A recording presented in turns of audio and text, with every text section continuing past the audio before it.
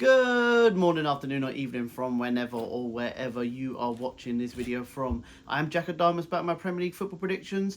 Game week 14, episode 14, part 2. Let's get straight into it. We start with the 7:30 kickoff, which sees Arsenal at home to Brentford.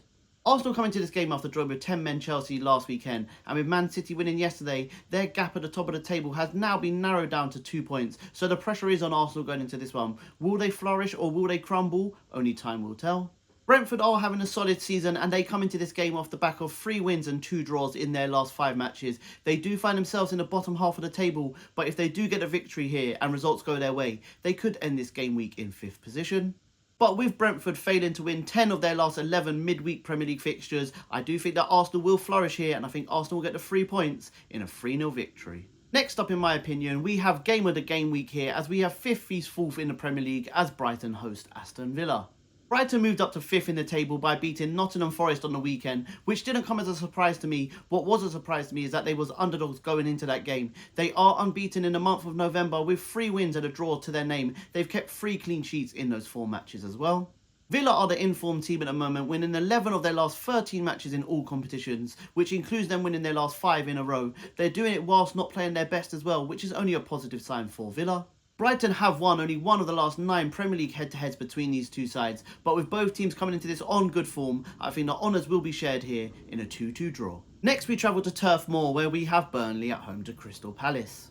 Burnley have lost their last 4 Premier League matches in a row, and they will need to turn it around as soon as possible. They do have the players to do so, but in the Premier League, consistency is key, and the momentum is key for you to stay in the Premier League, which they are failing to have at this precise moment in time. Palace, who had such a great start to the season, have started to fall off lately, and they've now lost back-to-back games in the Conference League and Premier League. They lost both those games to a 2-1 scoreline, which is bad for the Eagles as they did take the lead in both of those games.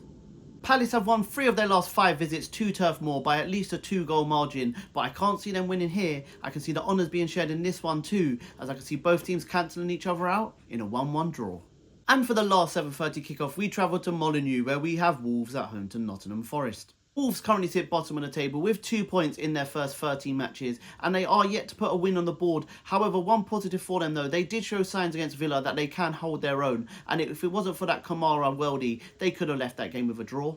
Forest look more like the Forest of last year since Sean Dyche has come into the dugout, and they were on a 5-game unbeaten run before losing at home to Brighton last weekend. However, that did come after that midweek game in the Europa League, which did play a part in my opinion.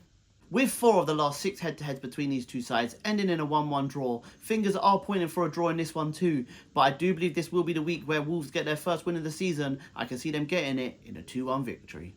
And for the first of 2 games to kick off at 8:15, we have Leeds at home to Chelsea. Leeds find themselves in the bottom 3 after losing 4 games in a row, which they have conceded 3 goals in 3 of those matches, so another defeat here could spell the end of Farke's reign as Leeds boss. Chelsea got a point last time out with 10 men against top of the table Arsenal, and if they do get a victory here and results go their way, they will find themselves 3 points off a top spot, and the fact they've only lost 1 of their last 12 games in all competitions, they will be confident that they can leave Ellen Road with all 3 points. Chelsea though, they have only won 6 of the 48 times they've travelled away to Leeds. I do think it'll be lucky number 7 come full time though, as I can see them leaving here with the 3 points in a 2-0 victory. And the last of 6 games to be played tonight is the 8:15 kickoff between Liverpool and Sunderland. Liverpool got a much needed win on the weekend as they beat West Ham 2-0 away from home, as that was only their 2nd win in their last 8 Premier League matches. But it's crazy to think that after such a disastrous start to the season, they only find themselves 9 points off top spot.